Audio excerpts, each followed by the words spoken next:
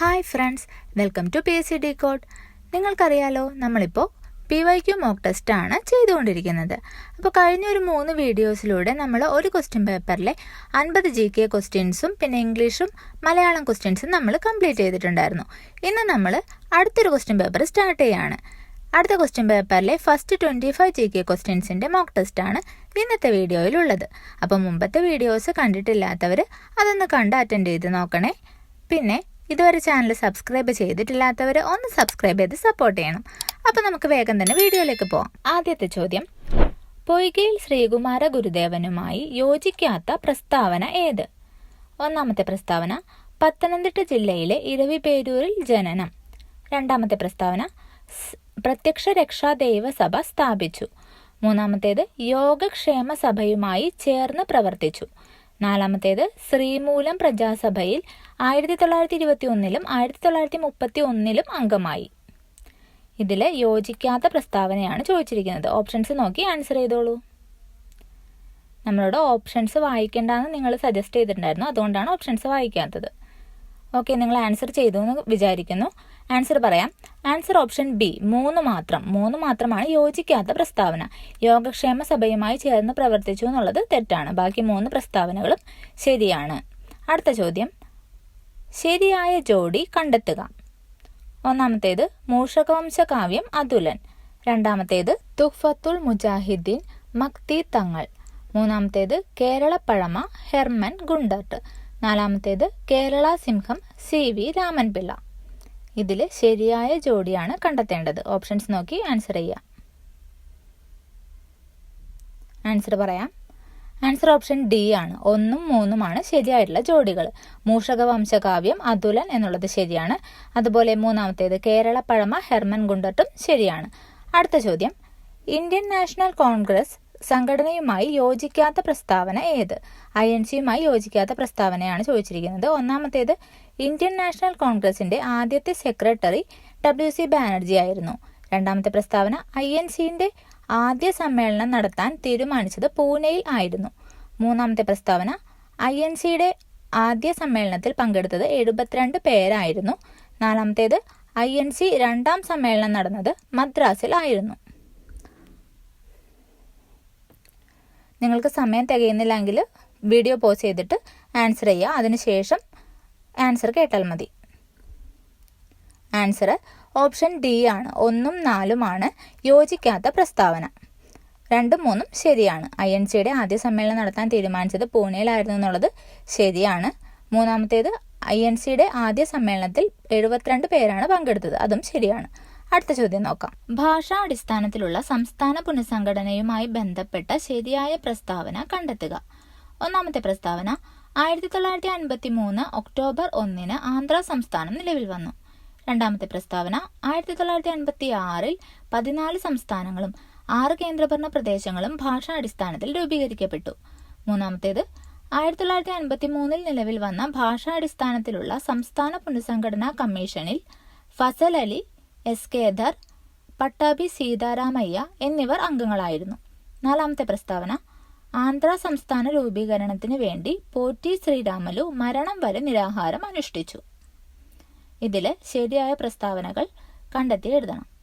Options നോക്കി answer ചെയ്തോളൂ. Answer പറയാം. ആൻസർ ഓപ്ഷൻ സി ആണ്. 1, 2, 4 ഈ 3 പ്രസ്താവനകളാണ് ശരിയായിട്ടുള്ളത്. അപ്പോൾ ഈ ഒരു ക്വസ്റ്റ്യൻ പേപ്പറിൽ നമ്മൾ കൂടുതൽ ആൻസർ ചെയ്യുന്നത് പ്രസ്താവനാ ചോദ്യങ്ങളാണ്. ഒരു പ്രസ്താവനാ ചോദ്യം നമുക്ക് എക്സാം ഹാളിൽ കയ്യിൽ കിട്ടുമ്പോൾ നമ്മൾ എങ്ങനെയാണ് അതിനെ നേരിടേണ്ടത്, അതൊന്ന് നമുക്ക് പറഞ്ഞിട്ട് പോവാം. അപ്പോൾ ഈ ഒരു ക്വസ്റ്റ്യൻ തന്നെ എടുക്കുകയാണെങ്കിൽ, ഭാഷാടിസ്ഥാനത്തിലുള്ള സംസ്ഥാന പുനഃസംഘടനയുമായി ബന്ധപ്പെട്ട ശരിയായ പ്രസ്താവന, ഈ ഒരു ചോദ്യം വായിക്കുമ്പോൾ തന്നെ നമ്മൾ ആ ബന്ധപ്പെട്ട ശരിയായ എന്ന വേർഡ്സ് അങ്ങ് അണ്ടർലൈൻ ചെയ്യുക. അപ്പം തന്നെ അങ്ങ് അണ്ടർലൈൻ ചെയ്യുക. അതിനുശേഷം പ്രസ്താവനകൾ വായിക്കുക. ഓരോ പ്രസ്താവനയും വായിക്കുമ്പോൾ അത് ശരിയാണെന്ന് നിങ്ങൾക്ക് അറിയാമെങ്കിൽ അപ്പം തന്നെ സൈഡിലൊന്ന് ചെറുതായിട്ട് ടിക്ക് ചെയ്യുക. ഇപ്പം 1953 ഒക്ടോബർ 1 ആന്ധ്ര സംസ്ഥാനം നിലവിൽ വന്നു, അത് ശരിയാണെന്ന് നിങ്ങൾക്ക് അറിയാമെങ്കിൽ അപ്പം തന്നെ അതൊന്ന് ടിക്ക് മാർക്ക് ചെയ്യുക. അതിനുശേഷം രണ്ടാമത്തെ പ്രസ്താവന വായിക്കുക. ആ പ്രസ്താവന ശരിയാണെങ്കിൽ ടിക്ക് മാർക്ക് ചെയ്യുക, തെറ്റാണെങ്കിൽ ഇൻറ്റു ചെയ്യുക. അങ്ങനെ എല്ലാ പ്രസ്താവനകളും മാർക്ക് ചെയ്യുക. അതിനുശേഷം വീണ്ടും നിങ്ങളൊന്ന് ആ ക്വസ്റ്റ്യനിലേക്ക് പോവുക. നമ്മൾ അണ്ടർലൈൻ ചെയ്ത് വെച്ച വേർഡ് ഒന്ന് നോക്കുക. ശരിയായത് എന്നാണോ അല്ലെങ്കിൽ തെറ്റായത് എന്നാണോ, ഏതാണ് ചോദിച്ചിട്ടുള്ളതെന്ന് മനസ്സിലാക്കുക. അങ്ങനെ നമ്മൾ നേരെ ഓപ്ഷൻസിലേക്ക് വന്നിട്ട് കറക്റ്റ് ആയിട്ടുള്ള ഓപ്ഷൻ നമ്മൾ മാർക്ക് ചെയ്ത് വെച്ചതനുസരിച്ച് കറക്റ്റ് ആയിട്ടുള്ള ഓപ്ഷൻ നമ്മൾ സെലക്ട് ചെയ്യുക. ഇനി അതല്ല, ഇപ്പം നിങ്ങൾക്ക് ഏതെങ്കിലും ഒരു പ്രസ്താവന വായിക്കുമ്പോൾ നിങ്ങൾക്കത് ശരിയാണോ തെറ്റാണോ എന്ന് മനസ്സിലായില്ല, അറിയില്ലെങ്കിൽ പിന്നെ ആ പ്രസ്താവന തന്നെ വായിച്ചുകൊണ്ടിരിക്കുകയൊന്നും വേണ്ട. നേരെ അടുത്ത പ്രസ്താവനയിലേക്ക് പോവുക. അതവിടെ കിടന്നോട്ടെ, നോ പ്രോബ്ലം. നമുക്കിപ്പോൾ ഒരു പ്രസ്താവന ക്വസ്റ്റ്യൻ കറക്റ്റായിട്ട് ആൻസർ ചെയ്യാനായിട്ട് എല്ലാ പ്രസ്താവനകളും അറിഞ്ഞിരിക്കണമെന്ന് ഒരു നിർബന്ധമില്ല. ഇപ്പം ഈ ഒരു ക്വസ്റ്റ്യനിൽ തന്നെ നിങ്ങൾക്കിപ്പോൾ രണ്ടാമത്തെ പ്രസ്താവന, അതായത് 1956 14 സംസ്ഥാനങ്ങളും 6 കേന്ദ്രഭരണ പ്രദേശങ്ങളും രൂപീകരിക്കപ്പെട്ടു എന്നുള്ളത് നിങ്ങൾക്കത് അറിയില്ല എന്ന് വിചാരിക്കുക. വർഷം 1956 ആണെന്ന് നിങ്ങൾക്ക് ഉറപ്പില്ല. അപ്പം അതവിടെ ഇട്ടേക്കുക.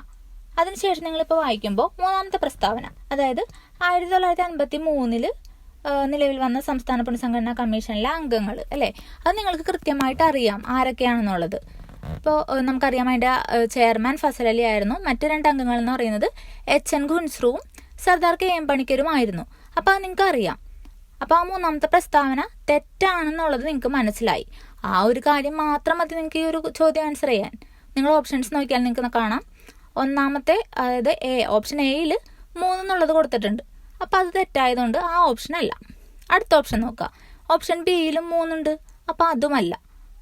അവസാനത്തെ ഓപ്ഷൻ ഡിയിൽ അതിലും 3 കൊടുത്തിട്ടുണ്ട്. അപ്പോൾ ആ 3 ഓപ്ഷൻസ് നമുക്ക് കട്ട് ചെയ്യാനായിട്ട് പറ്റി. അപ്പോൾ നമ്മുടെ ആൻസർ ഏതാണ്? നമ്മുടെ ആൻസർ എന്ന് പറയുന്നത് ഓപ്ഷൻ സി ആണ്. ഈ ഒരു രീതിയിൽ അപ്പോൾ നമുക്ക് കറക്റ്റ് ആൻസർ കണ്ടുപിടിക്കാനായിട്ട് പറ്റും. ഓപ്ഷൻസ് കട്ട് ചെയ്തിട്ടും നമുക്ക് കറക്റ്റ് ആൻസറിലേക്ക് എത്താം. അതുകൊണ്ട് തന്നെ പ്രസ്താവനകൾ വായിക്കുന്ന സമയത്ത് ഏതെങ്കിലും ഒരു സ്റ്റേറ്റ്മെൻറ്റ് നിങ്ങൾക്ക് കിട്ടിയില്ല എന്നതുകൊണ്ട് ടെൻഷൻ അടിക്കേണ്ട ആവശ്യമൊന്നുമില്ല. നമുക്ക് കറക്റ്റായിട്ട് അറിയാവുന്ന സ്റ്റേറ്റ്മെൻറ്റ്സ് വെച്ചിട്ട് തന്നെ ഓപ്ഷൻസൊക്കെ കട്ട് ചെയ്തിട്ട് നമുക്ക് ആൻസർ കണ്ടുപിടിക്കാനൊക്കെ സാധിക്കും. നമ്മൾ ഇതുപോലെ മോക്ക് ടെസ്റ്റൊക്കെ അറ്റൻഡ് ചെയ്ത് നമ്മുടെ സ്റ്റേറ്റ്മെൻറ്റ് ക്വസ്റ്റ്യൻസൊക്കെ നമുക്ക് ഈസി ആയിട്ട് മാറും. അതുകൊണ്ട് തന്നെ എല്ലാവരും ഈ മോക്ക് ടെസ്റ്റ് സീരീസ് കംപ്ലീറ്റ് ആയിട്ട് അറ്റൻഡ് ചെയ്ത് നോക്കുക. സ്കിപ്പ് ചെയ്യാതെ കംപ്ലീറ്റ് തന്നെ അറ്റൻഡ് ചെയ്ത് നോക്കുക. ഇനി നമുക്ക് അടുത്ത ക്വസ്റ്റ്യൻ നോക്കാം. അടുത്ത ക്വസ്റ്റ്യൻ 5ാമത്തേത് ക്യാൻസലാണ്. അതുകൊണ്ട് 6ാമത്തെ ക്വസ്റ്റ്യൻ നമുക്ക് നോക്കാം. ഐക്യരാഷ്ട്രസഭയുമായി ബന്ധപ്പെട്ട ശരിയായ പ്രസ്താവന കണ്ടെത്തുക. ഒന്നാമത്തെ പ്രസ്താവന, UN കാലാവസ്ഥാ വ്യതിയാന സമ്മേളനം COP27 2022 നവംബറിൽ ഈജിപ്തിലാണ് നടന്നത്. രണ്ടാമത്തെ പ്രസ്താവന, ഐക്യരാഷ്ട്രസഭയുടെ ഇപ്പോഴത്തെ സെക്രട്ടറി ജനറൽ ആന്റോണിയോ ഗുട്ടറസ് ആണ്. മൂന്നാമത്തേത്, 2022 മനുഷ്യാവകാശ ദിന മുദ്രാവാക്യം എല്ലാവർക്കും അന്തസ്സും സ്വാതന്ത്ര്യവും നീതിയും എന്നുള്ളതാണ്. നാലാമത്തെ പ്രസ്താവന, മനുഷ്യാവകാശങ്ങളുടെ സാർവത്രിക പ്രഖ്യാപനത്തിന്റെ 75ാം വാർഷികം ഐക്യരാഷ്ട്രസഭ 2022 ഡിസംബർ 10 ആഘോഷിച്ചു. ഈ 4 പ്രസ്താവനകളിൽ ശരിയായിട്ടുള്ളത് കണ്ടെത്തുക. നിങ്ങൾ ആൻസർ എഴുതിയെന്ന് വിചാരിക്കുന്നു. ആൻസർ ഓപ്ഷൻ എ ആണ്. 1, 2, 3 എന്നീ പ്രസ്താവനകളാണ് ശരിയായിട്ടുള്ളത്. അടുത്ത ചോദ്യം നോക്കാം.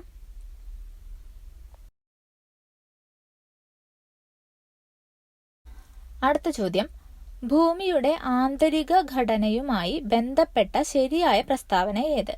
ഒന്നാമത്തെ പ്രസ്താവന, ഭൂവൽക്കത്തിലെ ഭൂഖണ്ഡങ്ങളുടെ ഭാഗം സിയാൽ എന്നും സിയാലിന് താഴെ കടൽത്തറ ഭാഗം സിമ എന്നും അറിയപ്പെടുന്നു. രണ്ടാമത്തേത്, ഭൂവൽക്കവും മാന്റിലും തമ്മിൽ വേർതിരിക്കുന്ന വരമ്പാണ് ഗുട്ടൻബർഗ് വിച്ഛിന്നത. മൂന്നാമത്തേത്, ഭൂവൽക്കവും പുറക്കാമ്പും ചേരുന്നതാണ് ലിത്തോസ്ഫിയർ. നാലാമത്തേത്, മാന്റിലിന്റെ ദുർബലമായ മുകൾ ഭാഗത്തെ അസ്തനോസ്ഫിയർ എന്ന് വിളിക്കുന്നു. ഇതിൽ ശരിയായ പ്രസ്താവനകൾ കണ്ടെത്തി ഓപ്ഷൻസിൽ നിന്ന് സെലക്ട് ചെയ്യാം. ആൻസർ പറയാം. ആൻസർ ഓപ്ഷൻ എ 1ഉം 4ഉമാണ് ശരിയായിട്ടുള്ള പ്രസ്താവനകൾ. ഭൂവൽക്കത്തിലെ ഭൂഖണ്ഡങ്ങളുടെ ഭാഗം സിയാലെന്നും സിയാലിന് താഴെ കടൽത്തറ ഭാഗത്തെ സിമ എന്നും പറയുന്നു. അത് ശരിയാണ്. നാലാമത്തേത്, മാന്റിലിന്റെ ദുർബലമായ മുകൾ ഭാഗത്തെ അസ്തനോസ്ഫിയർ എന്ന് പറയുന്നു. അതും ശരിയാണ്. അടുത്ത ചോദ്യം നോക്കാം.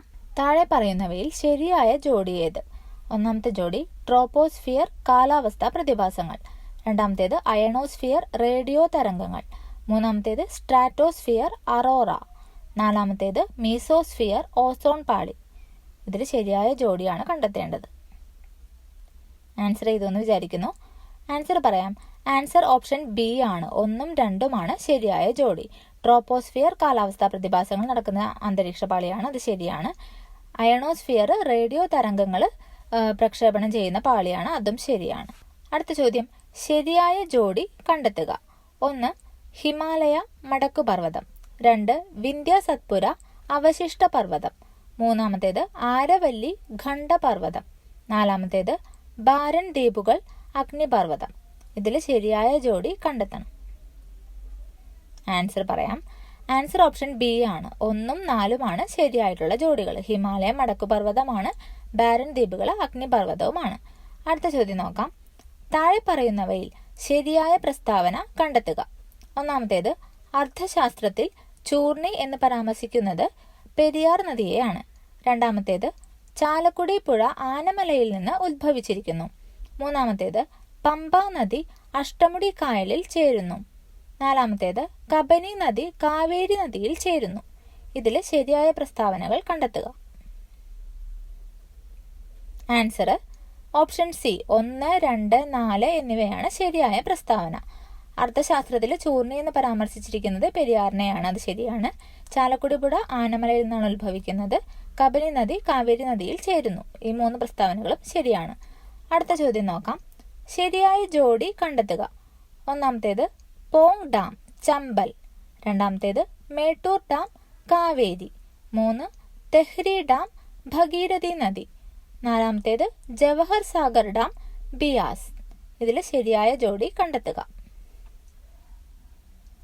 ആൻസർ ഓപ്ഷൻ ബി 2, 3 ജോഡികളാണ് ശരിയായിട്ടുള്ളത്. മേട്ടൂർ ഡാം കാവേരി നദിയിലാണ് സ്ഥിതി ചെയ്യുന്നത്. തെഹ്രി ഡാം ഭഗീരഥി നദിയിലാണ് സ്ഥിതി ചെയ്യുന്നത്. അടുത്ത ചോദ്യം.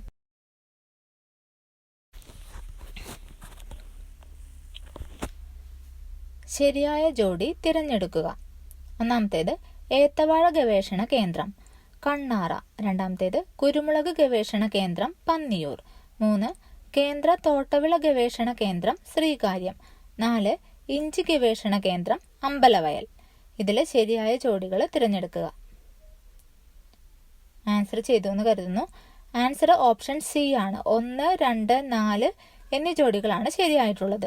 ഏത്തവാഴ ഗവേഷണ കേന്ദ്രം സ്ഥിതി ചെയ്യുന്നത് കണ്ണാറയിലാണ്. കുരുമുളക് ഗവേഷണ കേന്ദ്രം പന്നിയൂരും ഇഞ്ചി ഗവേഷണ കേന്ദ്രം അമ്പലവയലിലുമാണ് സ്ഥിതി ചെയ്യുന്നത്. അടുത്ത ചോദ്യം നോക്കാം. അടുത്തത് 13ാമത്തെ ക്വസ്റ്റ്യൻ ക്യാൻസൽ ആണ്. അടുത്തത് 14ാമത്തെ ചോദ്യം. 1991 സാമ്പത്തിക പരിഷ്കരണവുമായി ബന്ധപ്പെട്ട ശരിയായ പ്രസ്താവനകൾ ഏതെല്ലാം? പ്രസ്താവന 1 വിദേശ നിക്ഷേപ സ്ഥാപനങ്ങൾക്ക് ഇന്ത്യൻ ധനകാര്യ വിപണിയിൽ നിക്ഷേപം നടത്താൻ അനുമതി ലഭിച്ചു. 2 ഇറക്കുമതി നികുതിയിൽ കുറവ് വരുത്തി. 3 പ്രസ്താവന ഇറക്കുമതിക്കുള്ള ലൈസൻസിംഗ് നടപടിക്രമങ്ങൾ ഒഴിവാക്കി. ഇതിൽ ശരിയായിട്ടുള്ള പ്രസ്താവനകൾ കണ്ടെത്തണം. ആൻസർ പറയാം. ആൻസർ ഓപ്ഷൻ ഡി ആണ്. 1, 2, 3 ഈ എല്ലാ പ്രസ്താവനകളും ശരിയാണ്. അപ്പോൾ വിദേശ നിക്ഷേപ സ്ഥാപനങ്ങൾക്ക് ഇന്ത്യൻ ധനകാര്യ വിപണിയിൽ നിക്ഷേപം നടത്താൻ അനുമതി ലഭിച്ചു. 1991 സാമ്പത്തിക പരിഷ്കരണവുമായി ബന്ധപ്പെട്ട് അത് ശരിയാണ്. അതുപോലെ ഇറക്കുമതി നികുതിയിൽ കുറവ് വരുത്തി ഇറക്കുമതിക്കുള്ള ലൈസൻസിംഗ് നടപടിക്രമങ്ങൾ ഒഴിവാക്കുകയും ചെയ്തു. അടുത്ത ചോദ്യം നോക്കാം. 2021-22 സാമ്പത്തിക സർവേ റിപ്പോർട്ട് അനുസരിച്ച് ഇന്ത്യയിൽ GDPയിലേക്ക് വിവിധ മേഖലകൾ നൽകുന്ന സംഭാവനകളെക്കുറിച്ചുള്ള പ്രസ്താവനകളിൽ ശരിയായത് ഏത്? പ്രസ്താവന 1 തൃതീയ മേഖല 50% കൂടുതൽ സംഭാവന നൽകുന്നു. പ്രസ്താവന 2 ദ്വിതീയ മേഖലയുടെ സംഭാവന 30% കുറവാണ്. പ്രസ്താവന 3 ഏറ്റവും കുറവ് സംഭാവന ചെയ്യുന്നത് പ്രാഥമിക മേഖലയാണ്. ഇതിൽ ശരിയായതാണ് കണ്ടുപിടിക്കേണ്ടത്. ആൻസർ പറയാം. ആൻസർ ഓപ്ഷൻ ഡി ആണ്. 1, 2, 3 എല്ലാ പ്രസ്താവനകളും ശരിയാണ്. അടുത്ത ചോദ്യം. പാലുൽപാദനവുമായി ബന്ധപ്പെട്ട് 2 പ്രസ്താവനകൾ താഴെ നൽകുന്നു. ശരിയായ പ്രസ്താവനകൾ കണ്ടെത്തുക. 1 പ്രസ്താവന ലോകത്തെ ഏറ്റവും കൂടുതൽ പാൽ ഉൽപ്പാദിപ്പിക്കുന്നത് ഇന്ത്യയാണ്. 2 പ്രസ്താവന ഇന്ത്യയിൽ ഏറ്റവും കൂടുതൽ ഉൽപ്പാദിപ്പിക്കുന്ന സംസ്ഥാനം ആന്ധ്രാപ്രദേശ് ആണ്. ഇതിൽ ശരിയായ പ്രസ്താവന കണ്ടെത്തുക. ആൻസർ പറയാം. ആൻസർ ഓപ്ഷൻ എ ആണ്. പ്രസ്താവന 1 ശരിയാണ്, 2 ശരിയല്ല. ലോകത്തെ ഏറ്റവും കൂടുതൽ പാൽ ഉൽപ്പാദിപ്പിക്കുന്നത് ഇന്ത്യയാണ്. പക്ഷേ ഇന്ത്യയിൽ ഏറ്റവും കൂടുതൽ ഉൽപ്പാദിപ്പിക്കുന്ന സംസ്ഥാനം ആന്ധ്രാപ്രദേശ് അല്ല, അത് ഉത്തർപ്രദേശ് ആണെന്ന് ഓർത്തു വെച്ചേക്കുക. അടുത്ത ചോദ്യം നോക്കാം. ധാതുക്കളുടെ ശേഖരമുള്ള സ്ഥലം ലിസ്റ്റ് 1ലും അവിടെ ഏറ്റവും കൂടുതൽ കാണപ്പെടുന്ന ധാതുക്കൾ ലിസ്റ്റ് 2 നൽകിയിരിക്കുന്നു. ശരിയായ ജോഡികൾ കണ്ടെത്തി ഉത്തരം നൽകുക. ലിസ്റ്റ് 1 കൊടുത്തിരിക്കുന്നത് മയൂർഭഞ്ച്, കോലാർ, റാണിഗഞ്ച്, മലഞ്ച്ഗണ്ട്. ലിസ്റ്റ് 2 കൽക്കരി, ചെമ്പ്, സ്വർണം, ഇരുമ്പ്. ഇത് ശരിയായി യോജിപ്പിച്ചിരിക്കുന്നത് ഏത് ഓപ്ഷനാണെന്നാണ് കണ്ടെത്തേണ്ടത്. നിങ്ങൾ ആൻസർ ചെയ്തു എന്ന് വിചാരിക്കുന്നു. ആൻസർ പറയാം. ഓപ്ഷൻ സി ആണ് ആൻസർ. അതായത് മയൂർഭഞ്ചിൽ ഇരുമ്പ് ധാതുവാണ് കൂടുതലായിട്ടുള്ളത്. കോലാറിലാണെങ്കിൽ സ്വർണവും, റാണിഗഞ്ചിൽ കൽക്കരിയും, മലഞ്ച്ഗണ്ടിൽ ചെമ്പുമാണ് ഉള്ളത്. അടുത്ത ചോദ്യം നോക്കാം. നീതി ആയോഗിന്റെ ലക്ഷ്യങ്ങളെക്കുറിച്ചുള്ള പ്രസ്താവനകളിൽ ശരിയായത് കണ്ടെത്തി എഴുതുക. പ്രസ്താവന 1. സംസ്ഥാനങ്ങളുടെ സജീവ പങ്കാളിത്തത്തോടെ ദേശീയ വികസന മുൻഗണനകൾ, തന്ത്രങ്ങൾ എന്നിവ സംബന്ധിച്ച കാഴ്ചപ്പാടുകൾ വികസിപ്പിക്കുക. രണ്ടാമത്തെ പ്രസ്താവന സംസ്ഥാനങ്ങളുമായുള്ള ഘടനാപരമായ പിന്തുണ സംവിധാനങ്ങളിലൂടെ സഹകരണ ഫെഡറലിസം വളർത്തിയെടുക്കുക. പ്രസ്താവന 3. സാമ്പത്തിക പുരോഗതിയിൽ നിന്ന് വേണ്ടത്ര പ്രയോജനം ലഭിക്കാത്ത സമൂഹത്തിലെ വിഭാഗങ്ങൾക്ക് പ്രത്യേക ശ്രദ്ധ നൽകുക. ഇതിൽ ശരിയായത് ഏതാണെന്നാണ് ചോദിച്ചിരിക്കുന്നത്. ആൻസർ പറയാം. ആൻസർ ഓപ്ഷൻ ഡി ആണ്. പ്രസ്താവന 1, 2, 3 എല്ലാം ശരിയാണ്. അടുത്ത ചോദ്യം. ഇന്ത്യൻ ആസൂത്രണ കമ്മീഷനെ കുറിച്ച് താഴെ പറയുന്ന പ്രസ്താവനകളിൽ ശരിയല്ലാത്തവ ഏത്? ഒന്നാമത്തേത്, ഇന്ത്യൻ ആസൂത്രണ കമ്മീഷൻ 1950 മാർച്ച് 15 നിലവിൽ വന്നു. ഓപ്ഷൻ ബി, ഇന്ത്യൻ ആസൂത്രണ കമ്മീഷൻ ഒരു ഭരണഘടനാ സ്ഥാപനമായിരുന്നു. ഓപ്ഷൻ സി, 1950 മുതൽ 2014 വരെ ഇന്ത്യൻ ആസൂത്രണ കമ്മീഷൻ 12 പഞ്ചവത്സര പദ്ധതികൾ നടപ്പിലാക്കി. ഓപ്ഷൻ ഡി പറയുന്നത് 2014 ഇന്ത്യൻ ആസൂത്രണ കമ്മീഷന്റെ പ്രവർത്തനം അവസാനിച്ചു. ആൻസർ ഓപ്ഷൻ ബി ആണ്. ഇന്ത്യൻ ആസൂത്രണ കമ്മീഷൻ ഒരു ഭരണഘടനാ സ്ഥാപനമായിരുന്നു എന്നുള്ളത് തെറ്റാണ്. അതൊരു അഡ്വൈസറി ബോഡിയായിരുന്നു. അടുത്ത ചോദ്യം. ഇന്ത്യയുടെ ഭരണഘടനാ നിർമ്മാണ സമിതിയുടെ തെരഞ്ഞെടുപ്പുമായി ബന്ധപ്പെട്ട പ്രസ്താവനകളിൽ ശരിയായത് കണ്ടെത്തുക. ഒന്നാമത്തെ പ്രസ്താവന നാട്ടുരാജ്യങ്ങളെ പ്രതിനിധീകരിച്ച് 93 അംഗങ്ങൾ ഉണ്ടായിരുന്നു. ബ്രിട്ടീഷ് പ്രവിശ്യകളിൽ നിന്ന് 296 അംഗങ്ങളെ തിരഞ്ഞെടുത്തു. അതാണ് രണ്ടാമത്തെ പ്രസ്താവന. മൂന്നാമത്തേത് അനുപാതിക പ്രാതിനിധ്യ വ്യവസ്ഥ അടിസ്ഥാനത്തിലാണ് പ്രവിശ്യകളിൽ തിരഞ്ഞെടുപ്പ് നടന്നത്. നാലാമത്തേത് ഇന്ത്യ പാക് വിഭജനത്തിനു ശേഷം സമിതിയുടെ അംഗസംഖ്യ 199 ചുരുങ്ങി. ഇതിൽ ശരിയായത് കണ്ടെത്തുക. ആൻസർ ഓപ്ഷൻ ബി ആണ്. 1, 2, 3 പ്രസ്താവനകൾ മാത്രമാണ് ശരിയായിട്ടുള്ളത്. അടുത്ത ചോദ്യം നോക്കാം. കേരള സാഹിത്യ അക്കാദമിയുടെ ഇപ്പോഴത്തെ അധ്യക്ഷൻ അല്ലെങ്കിൽ അധ്യക്ഷ ആരാണ്? ആൻസർ ഓപ്ഷൻ ഡി ആണ്. ശ്രീ സച്ചിദാനന്ദനാണ് കേരള സാഹിത്യ അക്കാദമിയുടെ ഇപ്പോഴത്തെ അധ്യക്ഷൻ. അടുത്ത ചോദ്യം. രാജ്യത്ത് ഒരേ തരത്തിലുള്ള നഗരപാലിക സംവിധാനങ്ങൾ നടപ്പിൽ വരുത്തിയ ഭരണഘടനാ ഭേദഗതി തിരഞ്ഞെടുക്കുക. ഓപ്ഷൻസ് നോക്കിയിട്ട് ആൻസർ ചെയ്യാം. Answer option D 74ാം ഭേദഗതിയാണ്. അടുത്ത ചോദ്യം. സംസ്ഥാനത്തിന്റെ ഗവൺമെന്റ് ഓഫീസുകളിലെ അഴിമതിയെക്കുറിച്ച് അന്വേഷിക്കുന്നതിനായി സ്ഥാപിക്കപ്പെട്ട ഏജൻസി ഏതാണ്? ഓപ്ഷൻസ് നോക്കി ആൻസർ ചെയ്തോളൂ. ആൻസർ ഓപ്ഷൻ ബി ആണ്. സംസ്ഥാന വിജിലൻസ് കമ്മീഷനാണ് സംസ്ഥാനത്തിന്റെ ഗവൺമെന്റ് ഓഫീസുകളിലെ അഴിമതിയെക്കുറിച്ച് അന്വേഷിക്കുന്നതിനായി സ്ഥാപിക്കപ്പെട്ടിട്ടുള്ള ഏജൻസി. അടുത്ത ചോദ്യം. ഇന്ത്യയുടെ 50ാമത്തെ സുപ്രീം കോടതി ചീഫ് ജസ്റ്റിസായി അടുത്തിടെ നിയമിതനായ ജഡ്ജി ആര്? ഓപ്ഷൻസ് നോക്കിയിട്ട് ആൻസർ ചെയ്തോളൂ. Answer option D justice DY Chandrachud. Justice DY ചന്ദ്രചൂഡാണ് സുപ്രീം കോടതിയുടെ 50ാമത്തെ ചീഫ് ജസ്റ്റിസ്. അടുത്ത ചോദ്യം 25ാമത്തെ ക്വസ്റ്റ്യൻ ആണ്. സേവന അവകാശ നിയമവുമായി ബന്ധപ്പെട്ട പ്രസ്താവനകളിൽ ശരിയായത് തിരഞ്ഞെടുക്കുക. ഒന്നാമത്തെ പ്രസ്താവന ഓരോ ഓഫീസും നൽകുന്ന സേവനങ്ങൾ ലഭ്യമാക്കുന്ന കാലപരിധി വ്യക്തമാക്കണം. രണ്ടാമത്തെ പ്രസ്താവന അർഹതപ്പെട്ട സേവനം നിശ്ചിത കാലപരിധിക്കുള്ളിൽ ലഭ്യമാക്കിയില്ലെങ്കിൽ ഉത്തരവാദപ്പെട്ട ഉദ്യോഗസ്ഥൻ പിഴ ഒടുക്കണം.